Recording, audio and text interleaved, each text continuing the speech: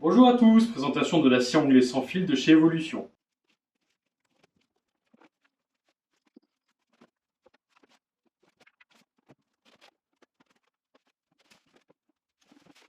Alors, pour ceux qui n'avaient pas vu la vidéo sur la scie circulaire sans fil de chez Evolution, c'est Evolution qui m'a contacté, qui m'a envoyé deux outils pour que je les teste.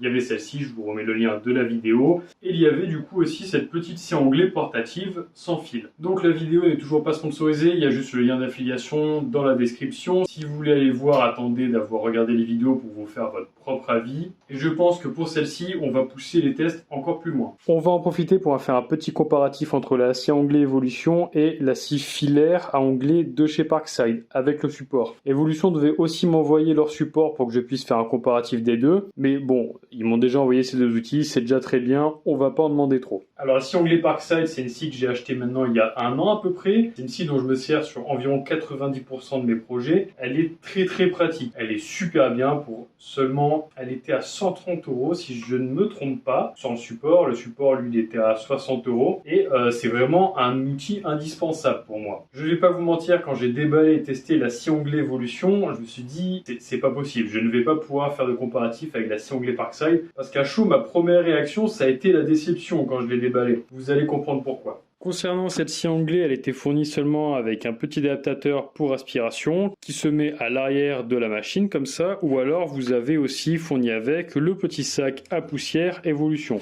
Sac à poussière avec une petite fermeture éclair. Vous appuyez de chaque côté pour écarter l'intérieur et vous venez simplement l'enquiller là. Il tient très bien, rien à dire, c'est un sac à poussière plutôt bien conçu. Par contre, ce qui m'a déçu au premier abord, au niveau de cette machine-là, vous avez ici un tout petit serre-joint, pas très épais, avec une forme un peu particulière ici. Quand j'ai eu ça dans les mains, j'ai été un peu déçu.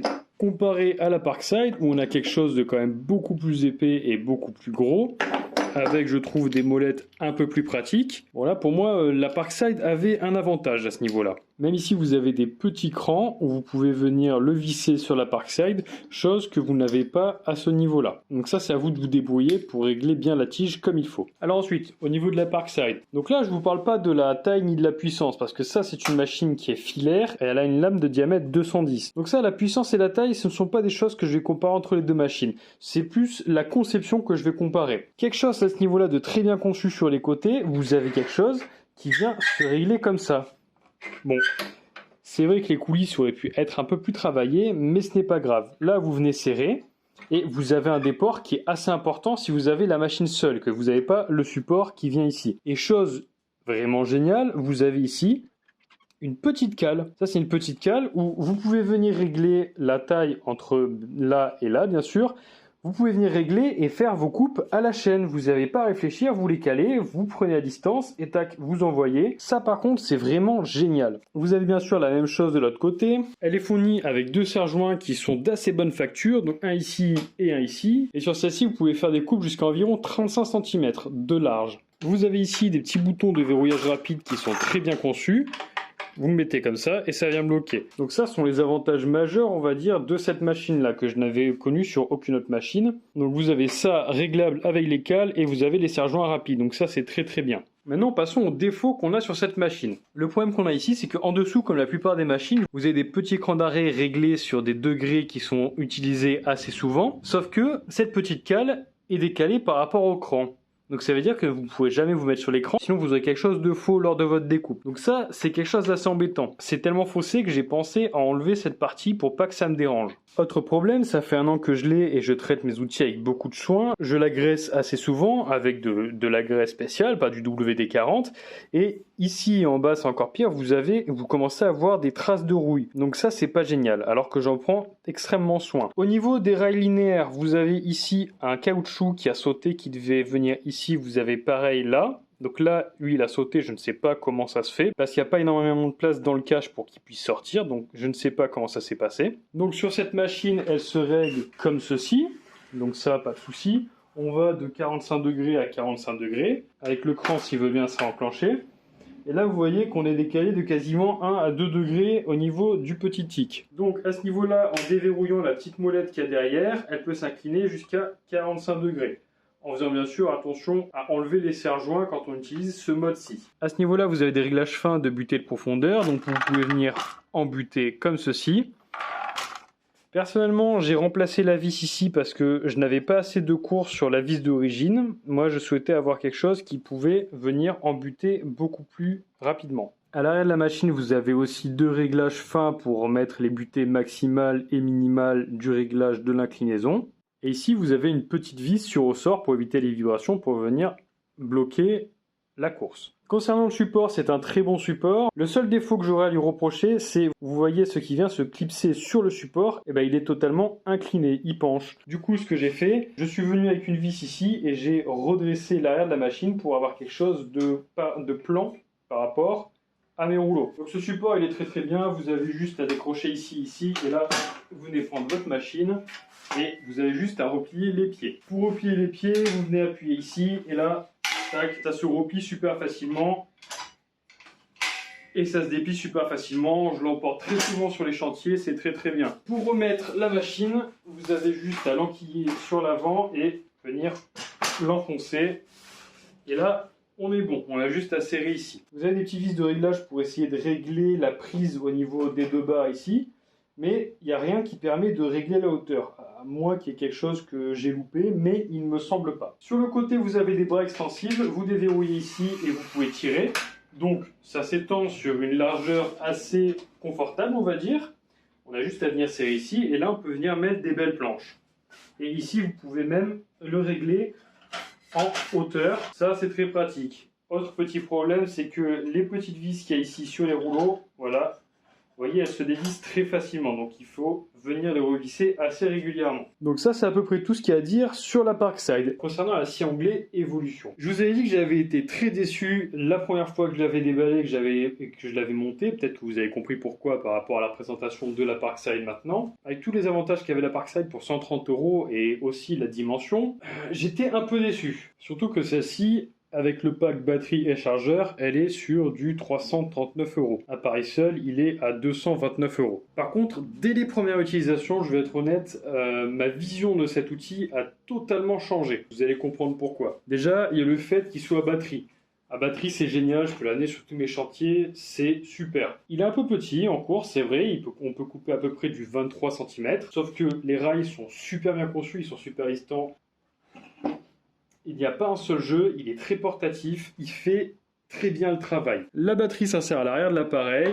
Donc ce sont des batteries EXT compatibles avec la marque Airboer, comme pour la scie anglais. Et sur cet outil, il y a des fonctionnalités extrêmement astucieuses que je n'avais vues sur aucun autre appareil de ce type-là et qu'on ne voit pas aux premiers abords. C'est pour ça, première déception, et après on découvre vraiment l'appareil.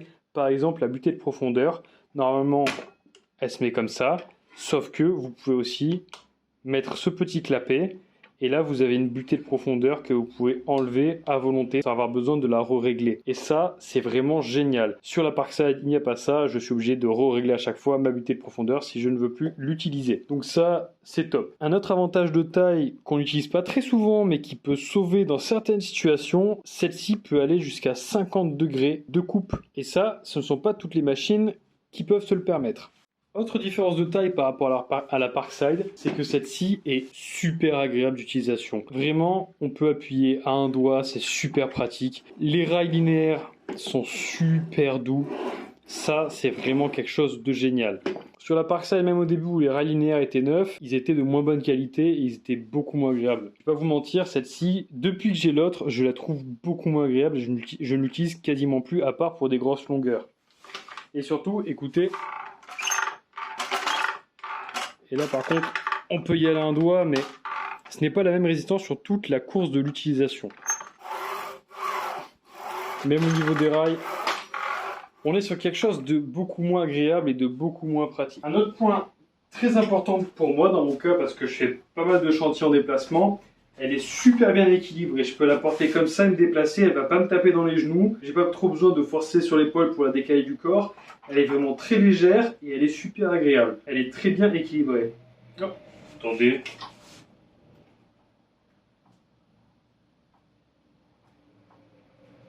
Ah bah c'est parfait ça. Oui, allô? Oui, résiliez mon abonnement à la salle, j'ai trouvé beaucoup mieux s'il vous plaît. Au niveau du plateau, on est sur le même plan par rapport à tous les éléments. Donc ça, c'est super important parce qu'il y a certaines machines où la partie tournante est plus basse que les ailettes. Au niveau de la Parkside, on est sur quelque chose qui est aussi très très plan. Au niveau du degré d'inclinaison, vous desserrez ici et en dessous, vous avez une petite gâchette que vous pouvez venir après mettre sur tous les degrés les plus courants. Comparé à la Parkside, l'écran sur cette gâchette sont très très bien usinés. On est quasiment parfait au niveau du zéro. On a juste un léger petit jeu pour venir ajuster, faire des réglages fins. À ce niveau-là, vous avez aussi l'inclinaison de la machine. Donc on dévisse derrière et après on vient incliner la machine.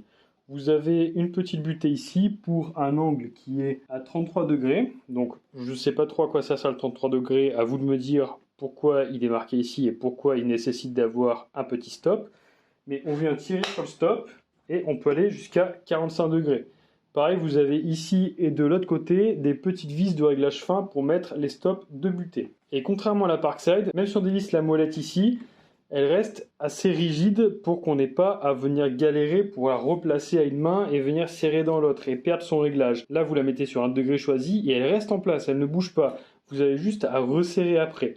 Alors que sur la Parkside, si vous desserrez trop ici, la machine, elle fait ça à chaque fois. Et ça, c'est pas agréable. Les pareils d'usine, ils sont plutôt bien calibrés. Pour le changement de la lame, vous avez une petite clé Allen qui est ici dans une petite rondelle en caoutchouc. Donc ça la maintient bien et ça ne bouge pas pendant les transports ou pendant les coupes. C'est une clé Allen avec un gros pan et un pan plus petit pour faire tous les réglages nécessaires et pour venir changer la lame. Pour venir changer la lame, on appuie ici sur ce petit bouton pour venir la bloquer. Ensuite, on vient la tenir et avec la clé Allen, on peut la dévisser. On la dévisse dans le sens de rotation. Voilà. C'est aussi simple que ça, et là vous avez la lame. Donc je l'ai pas mal utilisée, contrairement à la lame de ma scie circulaire, elle a beaucoup plus tenu au niveau de la peinture. Et comme celle de la scie circulaire, c'est un disque de 185 de diamètre, donc ça fait aluminium, bois, métal mou, et qu'est-ce qu'on avait d'autre? Et le plastique, du coup le PVC, on testera ça tout à l'heure. Alors on m'a fait remonter en commentaire que pour chaque utilisation, il valait mieux avoir une lame de scie adaptée. Je suis tout à fait d'accord pour la scie circulaire, ça c'est très bien, cependant des outils comme une scie à onglet, c'est beaucoup plus pratique d'avoir une scie multimatériaux comme celle de Evolution. Vous allez voir tout à l'heure pendant les tests. Vous pouvez couper n'importe quoi et vous n'avez pas changé de lame. C'est très très bien, à part si vous voulez faire du travail de finition. Mais ça, c'est une autre histoire. Concernant les tests, ça va être encore plus poussé que la dernière fois. Donc on va avoir un morceau de poutre de 5,5 d'épaisseur et de 17 cm, un tube de métal de 2 mm d'épaisseur, un profil d'aluminium de 2 cm par 4 cm, un raccord en PVC, un plan de travail en bambou de 3,8 cm d'épaisseur, de l'OSB de 22 cm d'épaisseur, du mélaminé pour voir comment la lame réagit aux éclats après plusieurs utilisations, et un bout d'être. On n'oublie pas les équipements de protection. Je vais directement le faire avec l'extraction de la poussière parce que de toute façon, sinon, je vais m'en prendre plein la tête. Alors, deux petits détails qui ont leur importance et que je trouve vraiment totalement géniaux. Il n'y a pas de laser sur cette scie, vous me direz, c'est un peu dommage parce que bon, la plupart des scies ont un laser. Celui de la Parkside il est très bien, sauf qu'il s'obstrue très très facilement à cause de la résine et d'autres éclats, du coup il est très vite inutilisable. Et là c'est super bien pensé parce que, regardez, je ne sais pas si vous voyez là, mais vous avez une LED de chaque côté de la lame et qu'il éclaire et ça donne avec précision l'endroit exact où la lame va couper. Ça fait comme un laser et ça, je trouve ça vraiment génial. Autre détail, vous vous rappelez quand je vous ai parlé de ce petit serre-joint qui avait une forme tout à fait bizarre, c'est normal, c'est parce qu'il est fait pour accepter des profilés ronds et vous allez comme ceci. Et là, votre barre, elle ne bouge pas et ça, je trouve ça génial d'avoir pensé à ça. Comme sur la scie circulaire, le moteur est piloté électroniquement pour le départ et pour l'arrêt. Il y a un frein électronique, il y a un départ en douceur.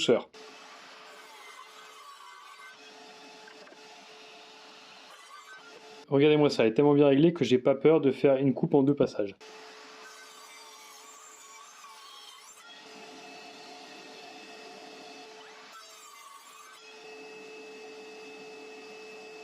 Si vous n'avez pas vu la vidéo de la scie circulaire, le bambou c'est un bois qui est extrêmement difficile pour les machines et pour les lames.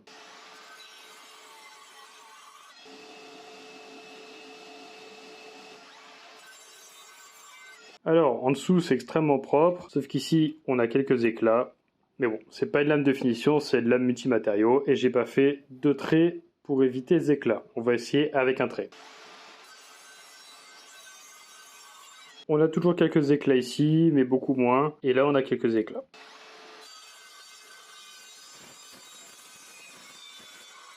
Ce n'est pas chaud du tout, la coupe est plutôt bonne. On n'a pas comme sur les tronçonneuses à métaux l'espèce de déformation qui vient nous couper les doigts. Donc ça, c'est plutôt bien. On va passer sur ce profil d'aluminium, mais là, on va corser un peu les choses, vous allez voir.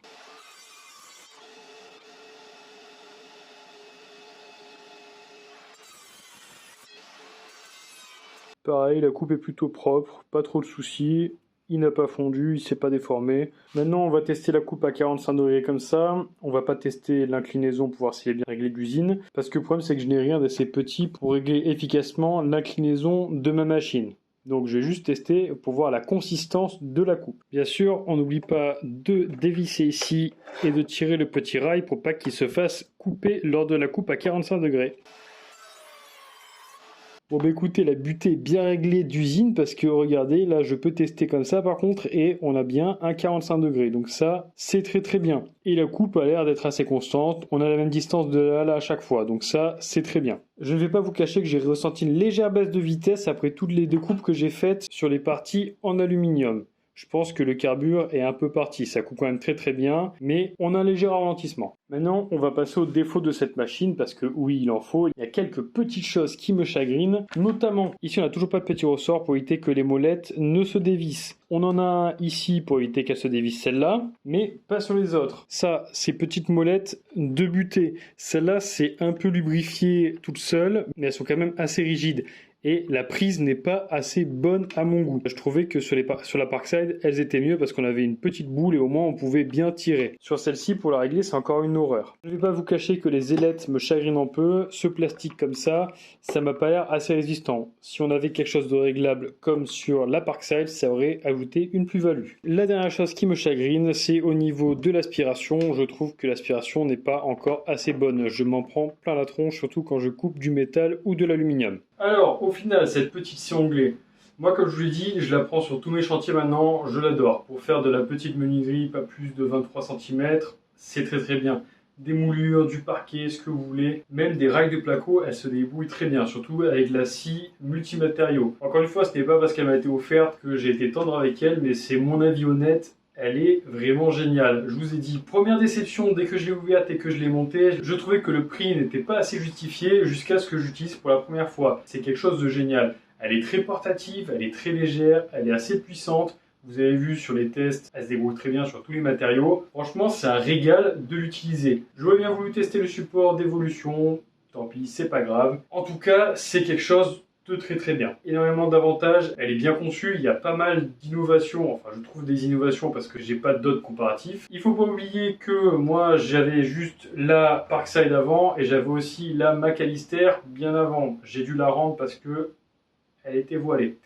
Mais bon, ça c'est une autre histoire que je vous raconterai si vous voulez. En tout cas, cette petite scie, elle est très bien. Moi, je vous la recommande si vous n'en avez pas. Elle a batterie, elle est portative et elle est compatible Herboa. En plus, franchement, 139 € avec le chargeur, c'est plutôt quelque chose de bien parce qu'on est à peu près sur 110 € de chargeur rapide et de batterie pour une 4 ampères. Donc franchement, 100 €, c'est quelque chose qui est dans la moyenne des prix de ce type de machine.